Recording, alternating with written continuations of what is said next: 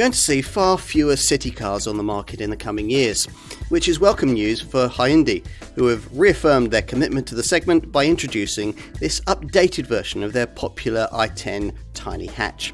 It's billed as the most high-tech city car ever. Hyundai hasn't introduced any engineering or handling changes with this improved version of the Mark III i10. It didn't really need to. But let's assume you're not already familiar with this AC3 era design. What's it like behind the wheel? Well, city cars need to feel manoeuvrable and darty if they're to work in congested city traffic. The i10 does. There are a few things you'll want to tick off as soon as you get yourself seated at the controls of a good city car. The first is visibility. If you're going to be jinking from lane to lane in the urban jungle, you need great all-round sight lines. This i10 scores well in that regard, with good mirrors, windscreen pillars that aren't too obtrusive, and a fairly high seat height.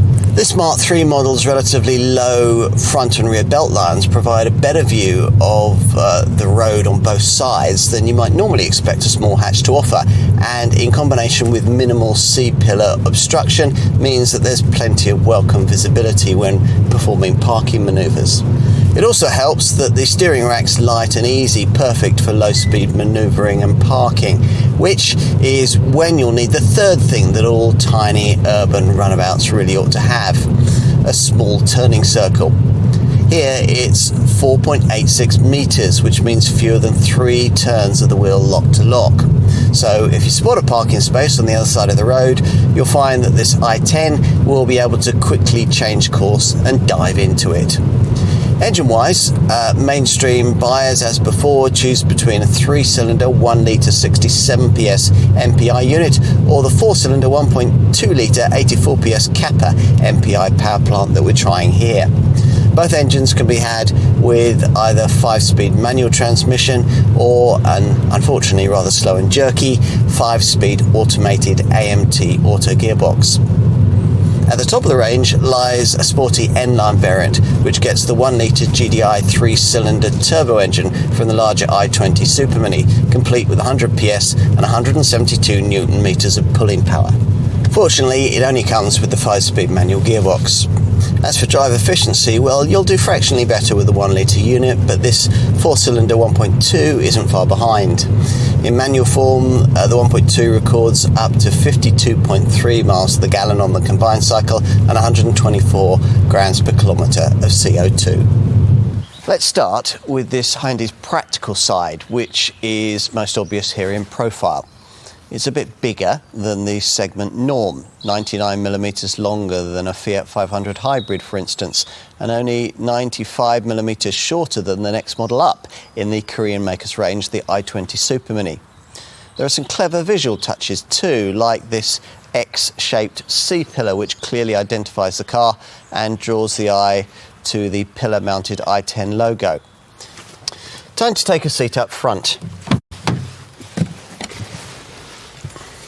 The facelift budget didn't extend to any significant changes here, but Hyundai has now standardised and improved this 8-inch centre touchscreen display audio infotainment monitor across the range.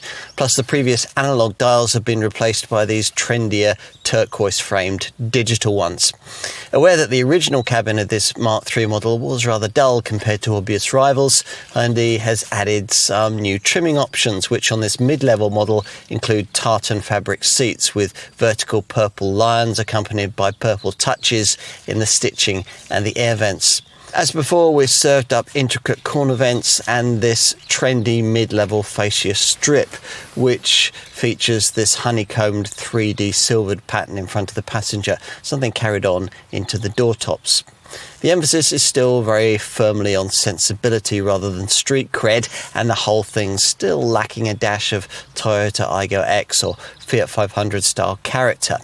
But at least now there's a little less of the kind of feeling that you're at the wheel of some sort of domestic appliance. Right, let's take a look in the back seat. This i10 was always a good pick if you wanted a city car with an interior nearly as big as a Super Mini, and with this third generation design, that's even more the case. Hyundai reckons that a couple of big 6-foot adults will be quite comfortable in the rear. That's quite an achievement for a car of this kind.